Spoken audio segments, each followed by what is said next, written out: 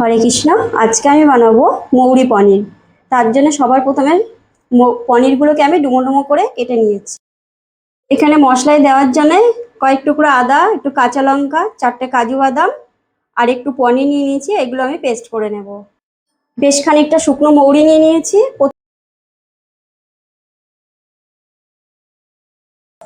মৌরিটা একটু তেলে নিয়ে তারপর ঠান্ডা হলে গুঁড়ো করে নেব। মৌরিটা ভালো করে ভাজা হয়ে গেছে, এবার নামিয়ে নেব। এখানে আমি নিয়ে নিয়েছি খানিকটা জিরে গুঁড়ো, ধনে গুঁড়ো আর একটু লঙ্কা গুঁড়ো, জল দিয়ে মিশিয়ে নেব।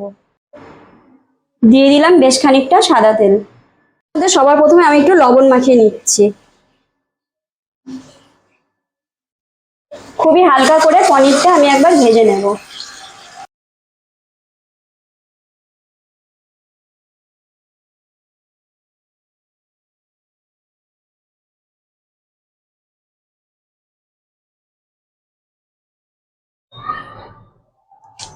এবার এই তেলের মধ্যে আমি দিয়ে দেব 2টো শুকনো লঙ্কা, দিয়ে দিচ্ছি খানিকটা মৌরি ফোড়ন,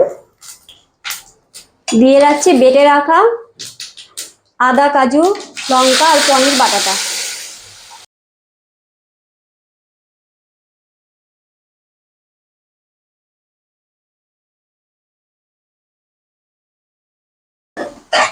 এটা খানিকটা ভেজে নেওয়ার পরে জিরে গুঁড়ো, ধনে গুঁড়ো, লঙ্কা গুঁড়ো গুলে রেখেছিলাম সেটা দিয়ে দিলাম।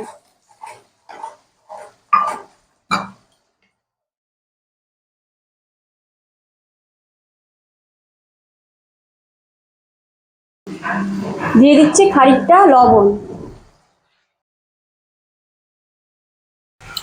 আমি একটা আমুল দুধ নিয়ে নিয়েছি, এই দুধটা আমি একটু গুলে নেব।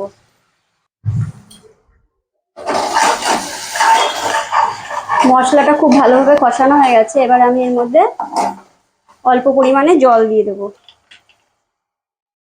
প্রথমত আমি এই মশলা ধোয়া জলটা দিয়ে দিলাম, তারপরে হালকা করে একটু জল দিয়ে দিচ্ছি।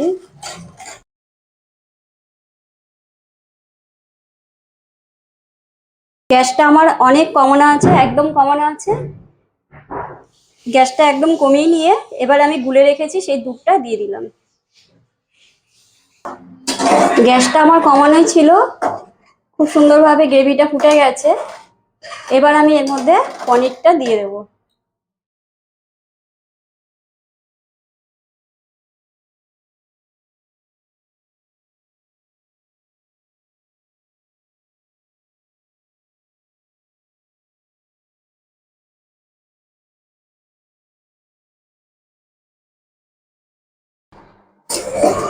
পনিরটা দেওয়ার পরে বেশিক্ষণ ফোটাবো না, বেশ কিছুক্ষণ 2 মিনিট মতন ফুটিয়ে নিলাম। এবার আমি ভেজে রাখা মৌরি গুঁড়োটা দিয়ে দিচ্ছি, দিয়ে এবার আমি নামিয়ে নেব।